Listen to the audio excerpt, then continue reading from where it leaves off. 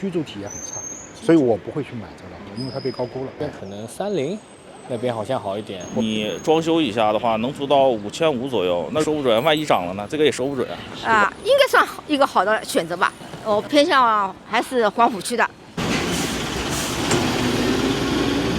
先生你好，我想问一下，您觉得在现在这个时间点选择买上海的老破小，是不是一个好的选择？不是一个好的选择。为什么？因为你看啊，黄浦区的像这一片的房子，地理位置非常好，对，它的旁边好一点的房子是被高估的，那么老破小会跟着被高估，但老破小呢现在是有价无市，而且呢，因为我现在租的就是一个老破小，所以说感觉居住体验很差，所以我不会去买这个老破，因为它被高估了。是，如果再过5年或者10年的话，您觉得老破小有没有再有可能往上涨一点？可能性很小，我感觉啊，特别现在被高估嘛，那么它就2种可能嘛，就是你可能现在很难去议价，但是当你真正入手了老破小，你再想变现就很难了。而如果你这个地方而且老破小如果一旦不好租的话，而且租售比也不好，那你这个投资就失败了。然后你自己真的像年轻人，他也不会选择像老破小去做第一套房，所以老破小很尴尬。您觉得如果一个人他有300万，您觉得他是买市区的老破小会比较好，还是说选择郊区的远大新比较好？我觉得远大新会稍微好一点，因为首先那个地铁，这个上海的地铁交通网非常方便。然后你看这个像现在的浦江镇，就是前滩，再往南一点，浦江镇啊，甚至有的地方的房子已经下去了。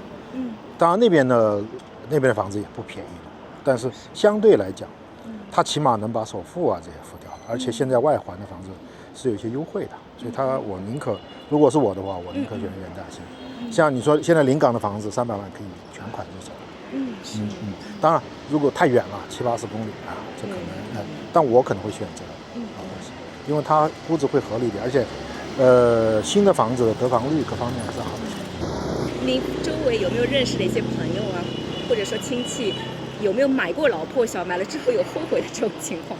有买过老破小，但是似乎没听他们说后悔啊。可能他选择老破小的时候，一定看中了他，比如说看中他的学区，看中他好租，就看中了这一点他可能去入手。而且老破小呢，有的老破小可能，它成交的价格可能会比市场价低多少，我们都不知道。就是性价比好的话，它可能老破小还是可以。性价比高的话，可能对，可以入手。对，而且老破小呢也分。有的可能这就是因为老破小只是一个统一的说法嘛，你怎么界定它老破小呢？比如说是90是35年叫老破小呢，还是25年以前叫老破小呢？其实就是比较模糊的一个概念。这概念相对是有一定弹性的。像比如说前面的那些601弄啊、830弄的房子，它是84年建的，那么基本上40年。这样的房子，一个是户型不好，没有南北通透，户型小，然后呢，就是居住的体验是很差的。但是因为这个地方很好嘛，如果说他也不可能卖也没人接盘，因为这个成交率很难嘛。先生你好。你好。想问一下，您觉得现在这个时间点买老破小，上海的老破小是一个好的选择吗？目前来看，就是说，对于我来讲，就是说，现在其实前一段时间不是出了那个户籍条嘛，好像就是说它的一个价格是相对来说是比较低的。对于刚需的人群来说，我觉得是一个好的一个选择。但是如果不是刚需，我觉得没有刻意再去买老破小。第一就是说，老破小的它的那个升值空间好像不是特别理想，因为现在大家都在买那种新的房子嘛。这是我的理解，就是说大家宁愿买稍微偏一点、远一点的，或者新房，或者往市中心买，这个区别比较多。如果让您选，就是假设要去买老破小的话，您觉得上海的哪个区域的老破小会就是保值一些，会更加好一点？就比如浦东那边可能30那边好像好一点，或者张江唐镇那边好像是不是也可能会好一点？就这个区域，其他区域我不是特别了解，或者像南翔，就是说可能还能保值一点，就是说像临港啊什么，我觉得没什么必要吧。太远了是吗？对的，对。您觉得如果再过5年或者10年，这种所谓的老破小，它还有没有升值的空间？这个就不好说，因为这个是按照政策来改变的。假设如果有300万的话，您觉得目前选择市区的老破小会比较好，还是说选择郊区的那种我们所谓的远大新比较好？那就看每个人的情况吧。比如就是说你是在市区工作，或者你在市区这边扎根或者什么的，那肯定以市区。就是这个是每家人家的情况不一样，对吧？你老破新的话，可能就是说老破大，或者就是说郊区的那些新房，就比如有电梯或者什么，按照家里人的一个情况，就是说家里有老人不方便爬楼梯，像这种。所以我觉得这个是没有一个标准答案。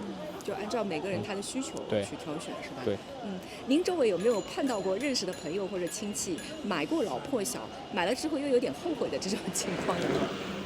这种的话怎么讲？买老破小就是比如上海本地人买的话，可能有多种情况，一种是投资，另外一种就确实是比如像小孩读书什么，这种每家人家情况不一样。你说有没有后悔？我觉得这个目前我还没有特意去了解过这种情况。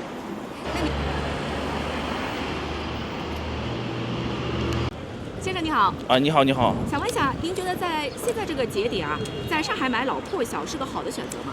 我觉得是个好的选择，因为你像之前房价高的时候，老破小基本上价格都蛮贵的嘛。其实现在老破小其实价格合适啊。你像有很多，你像外地人原来在内环买不了房子，现在出了新政之后都可以在内环买了嘛，对吧？正好在上海有个家嘛，对吧？如果让你选的话，你会优先考虑上海哪个区域的老破小？那我优先考虑的话，保证考虑内环啊，因为内环不管是保值来说还是地段来说都比较好一点。因为你像如果说市场如果说跌的话，你像什么外环它保证是腰斩嘛，你像内环的话起码抗跌一点，而且保值率来说还是不错，不管是你出租也好，或者是怎么来好，都是比较好一点，而且方便呀。你说出行什么呢？要出门就地铁站，出门就医院，什么菜场这些都比较方便。您觉得再过5年或者10年，老破小还有没有可能价格往上涨？涨应该涨不了，我估计现在这样差不多了。因为老破小怎么涨呢？到时候这种房子都还是要拆的呀。假设说同样有300万，在市区买老破小比较好，还是到郊区去买远大新？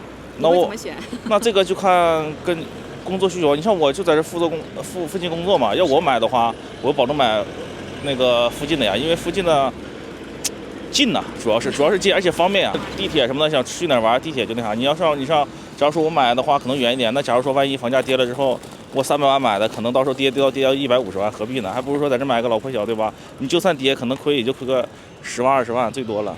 那您周围有没有认识的一些朋友，或者说亲戚，哪怕说认识的人，他们买过老破小，买了之后有点后悔的，有没有这种情况？后悔的那这个看了，一般来说都没有，因为像买这种老破小的，你像这种市区本地的，它基本上就是投资出租，因为你像现在他觉得钱放在银行里嘛，利率又低，他还不如说我买到房子，对吧？然后收租金，其实也蛮好的，亏其实也亏不到哪去，因为现在的基本上都是跌到底了嘛，也差不多。你说他不可能说我300万买的房子，对吧？我一下跌到150万，这个不现实啊。如果说市区跌到150万，那其他区都不用活了呀。那据你所知，就是您认识的，他们就这2年买老破小的，他们是自住多呢，还是投资的多？你感觉？市区的话，大部分说实话还是投资多一点。对的，因为租金回报率能稍微来说好一点。大概能有多少？那你要看了，如果说你差不多30平的房子，你装修一下的话，能租到5500左右。那如果说你不装修，可能就是说其实差的也蛮大的，4500到5000，基本上，而且学区也比较好啊，这边。他买的话大概需要花多少？你看呢？现在基本上，你像原来的话，你买个老破小可能300万以上，那现在呢，基本上300万以下，差不多在240到260，差不多就 OK 啊。这边租金回报率的话，差不多你就租的话，能买个30平左右的，能租个差不多4500、5000，你装修好一点，5500也能租到。像银行嘛，这个东西它利率现在都在降啊，对吧？那你还不如说，那万一呢，对不对？说不准，万一涨了呢，这个也说不准啊。是。大姐你好。你好。我想问一下，您觉得在这个时间点，如果在上海买老破小，它算不算一个好的选择？应该算一个好的选择吧。为什么？现在房价应该说便宜一点。哦，便宜了好多是吧？对。如果让你选，你觉得你会优先考虑上海哪个区域的老破小？哪个区域？你比较偏向于哪个？我偏向还是黄浦区的。黄浦区。黄浦区它基本上都没有了。有没有？就是老破小可能想选择一个好的老破小也不是那么容易，是吧？对，什么都很方便的，什么都方便，对，价钱肯定还是要比其他的区域要贵一些。对，您觉得再过5到10年，老破小有没有可能涨价？不会涨价，不会涨价。哎，你觉得到顶了是吧？对，到顶了，只有跌价，没有涨价，没有涨价，如果同样花300万，您会选择买市区的老破小，还是买郊区的？我们说那个远大新。我还是买市区的老破小。老破小。对，是不是您觉得这个老破小相对来说会比较保值一点？应该是。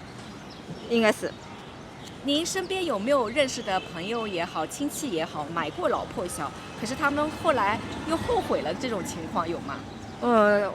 我身边的人好像没有买过。没有买过。对，他们买的都是大房子是吧？都是大房子，对，他们还是基本上是买在黄浦区这一带的。